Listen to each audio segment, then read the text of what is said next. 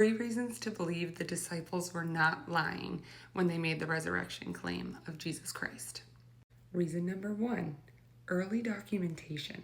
For most ancient figures, historical documents appear hundreds of years after their lives. For example, Plato and Alexander the Great have between 400 and 700 years between their lives and the records that were written about them. A historically verified report of the resurrection that includes named eyewitnesses, includes named skeptics, dated back by scholars within months of Jesus' death. Months. This is historically remarkable. Who does this? Who lies? And when they lie, they drop names of eyewitnesses. They are name dropping while these people are still alive to refute the claims. This would make no sense for a lie. This would be the stupidest thing to do ever, unless it were true. Unless you knew people could approach these eyewitnesses and they would validate every report and every claim you were making. Reason number two, why was no one able to slow the momentum of this lie? What are the possible explanations of 12 disciples, no political pull, no royal ties, no reason for anyone to believe them? They're in the presence of eyewitnesses. No one could provide an alternative explanation that stopped the people from getting behind the disciples and believing in this truth.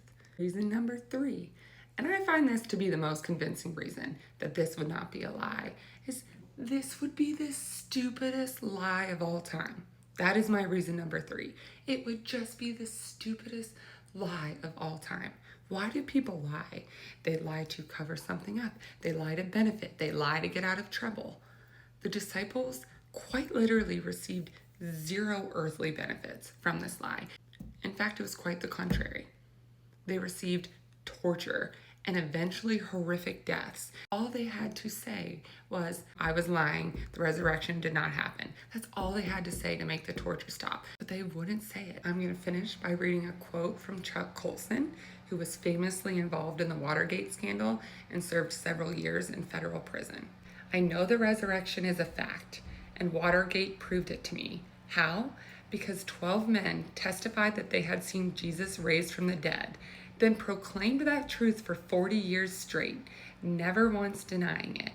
Everyone was beaten, tortured, stoned, and put in prison. They would not have endured that if it weren't true. Watergate embroiled 12 of the most powerful men in the world, and they couldn't keep alive for 3 weeks.